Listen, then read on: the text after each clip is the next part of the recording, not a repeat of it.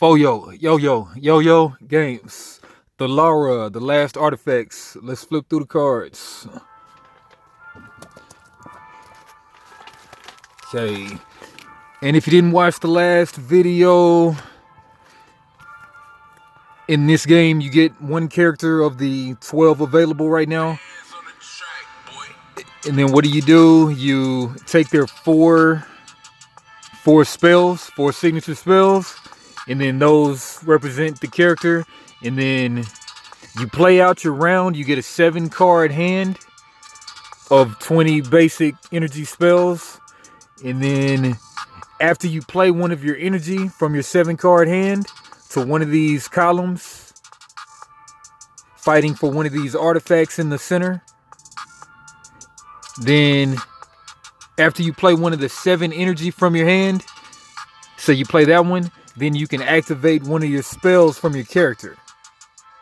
Let's see if this character can activate a spell with that red that we just played, or with one that we previously played.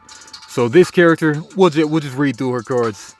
All of hers cost at least 2 energy, so maybe. All right, but anyway, this character, Inez, Druid of Zen. Her move tap requires a blue, yellow, and green energy to have been played. And then you may attach a remnant from your hand to the energy crystal. You have +1 strength in this conflict for each attacked remnant.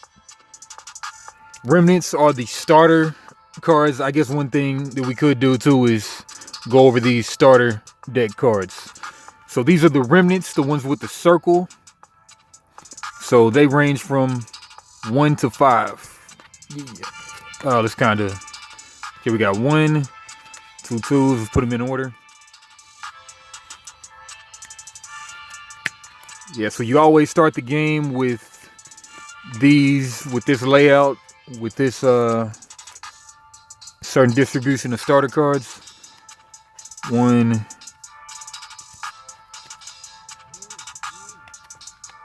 2, 3, 4, and a 5. All right, so let's get this together. 1, 2, 3, 4, 5 ones. These colors. 6 twos. These colors. 4 threes. These colors. 2 4s and 2 5s.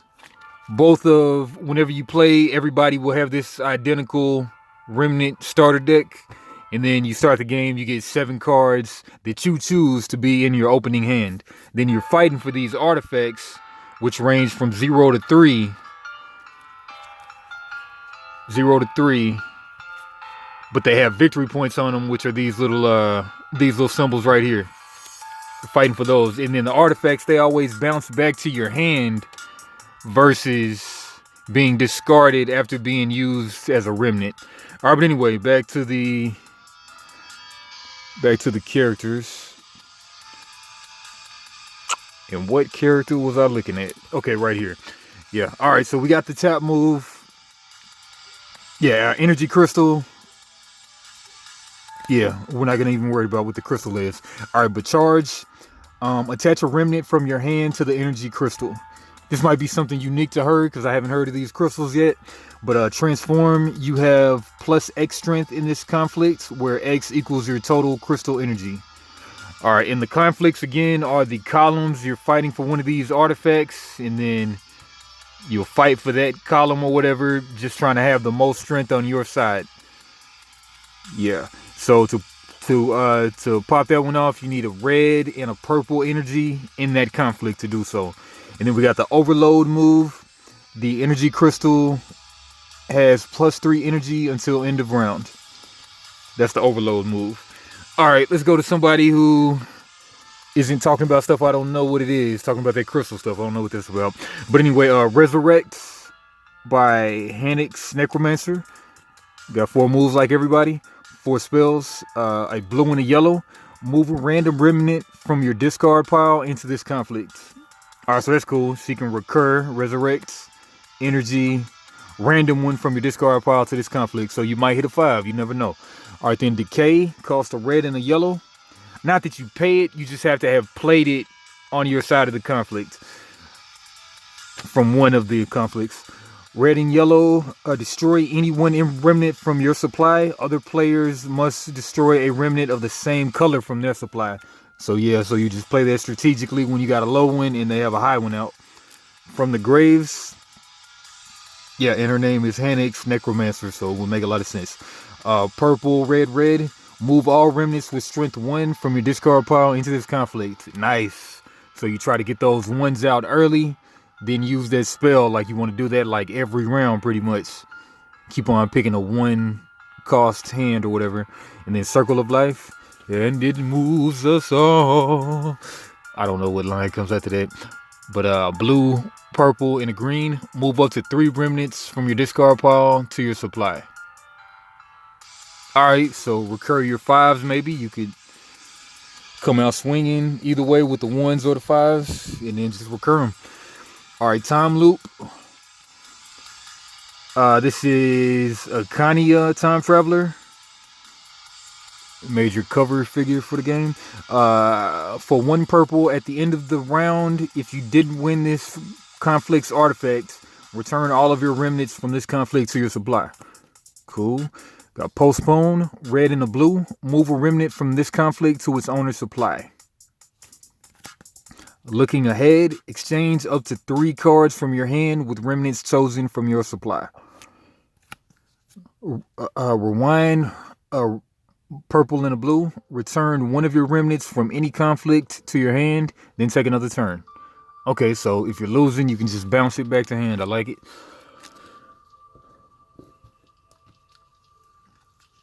Okay, then we have Rin Thera. Old World Witch, unpredictable. Blue and a purple. Draw a random remnant from your supply and immediately play it into this conflict. Interesting. Sacrifice. Purple and a yellow. Starting with yourself, each player chooses and discards a remnant from their hand. Curse conflict. But if timed correctly, that could be cool. Curse conflict. Red and a yellow. Put an aftershock into your supply. Other players can no longer play energy cards into this conflict. Dark Pact, red and blue. Put an aftershock into your supply. Choose a card from your supply and add it to your hand. Okay, we got Kanto Bandsinger, the Bard. With the band move, red, green. Any player that does not have a green energy card in this conflict has a -5 strength. And again, after you play an energy, you can play a spell of yours onto that conflict, I think. You can't, maybe it's any conflict or that conflict, but you play it, committing it to one of the conflicts or whatever, and then you get to do that spell if you have the required energy played within that conflict, within that column. All right, ban any player that does not have a green energy card in this conflict has -5 strength. Okay, yeah, so you wait until they've spent all their greens and then you plop that down, pretty much guaranteeing a win right there. All right, Harmony, yellow, purple. You gain +2 strength in each conflict where you have at least 2 energy cards of the same color. Nice. Silence, blue, yellow. You gain +3 strength in each conflict where you have no energy cards. Cord, purple. Each energy card you play into this conflict has +1 strength if it is the only energy card of that color in this conflict.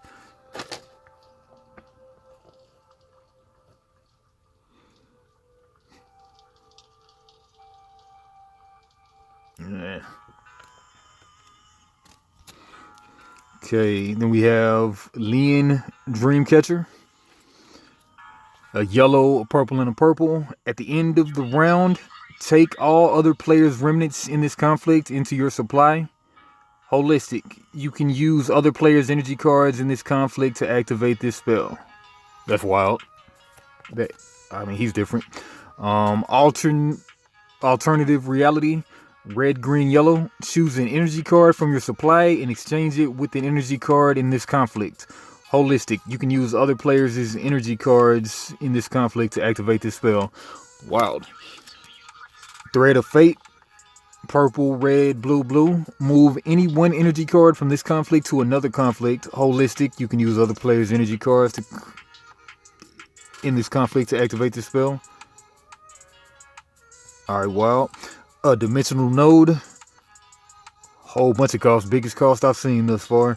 Purple, red, blue, yellow, green. You have +5 strength in this conflict. Holistic. You can use other players' energy cards in this conflict to activate this spell. Alright, let's go back to the first one. Move any one energy from this conflict to another conflict, yeah. At the end of the round, take all other players' remnants in this conflict into your supply.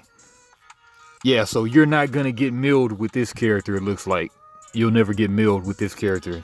So you can just keep on. Might be OP. I don't know. But I mean, everybody's balanced, so we'll see though. Then we got Secret Knowledge. Jonah Renegade Temple Guard.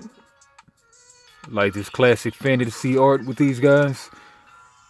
Alright, Secret Knowledge, blue, yellow. Look at the top 3 cards of the artifact deck. Choose one and exchange it with the artifacts in this conflict. Then shuffle that artifact deck. Seal. Kiss from a Rose. Purple, yellow. This conflict's artifact can't be won this round. Okay, so you can stop the opponent from winning it. Distraction, red, blue. Only energy cards with the strength of 2 or less can be played into this conflict. Okay, kind of solidify your win maybe. Shield, a yellow. Other players can't play spells into this conflict. Nice, lock it down.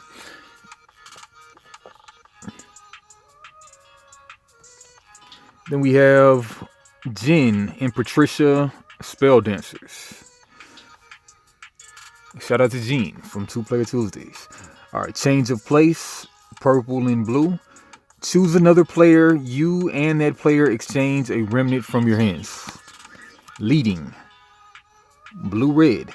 On each of your turns, name a color. Until your next turn, all other players must play an energy card of that color if able. Balance, yellow, red.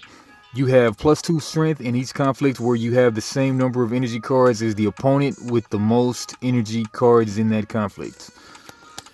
Trust.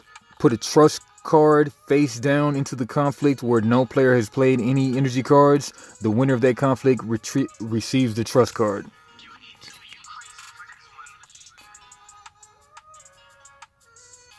Alright. Crazy. Alright then.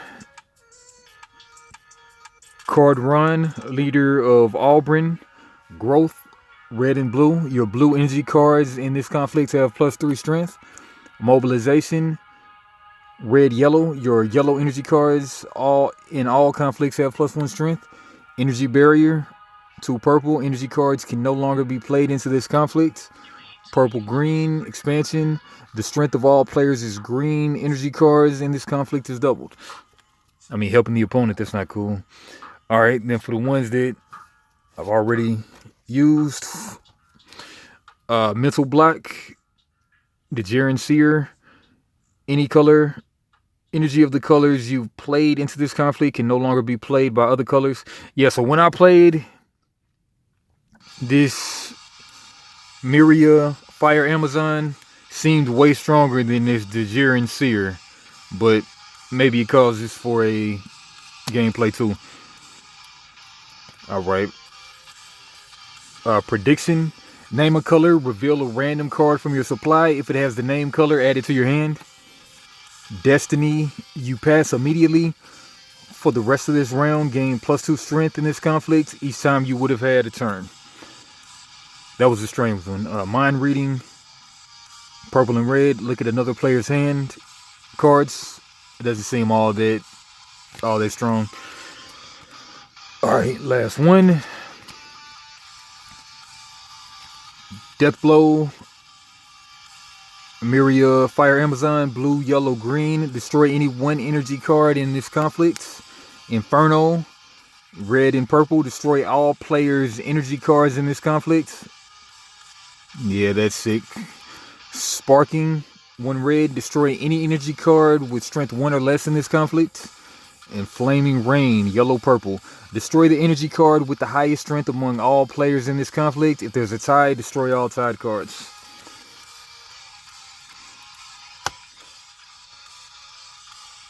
And yeah, let's go ahead and check out these expansion cards for whenever I get around to this.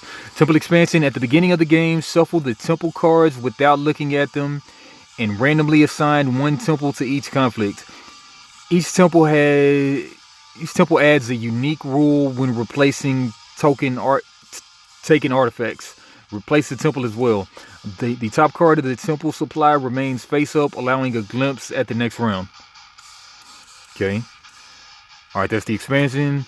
Okay, we got Depletion, the Temple of Depletion. Each player can only take 2 energy cards into this can only play 2 energy cards into this conflict.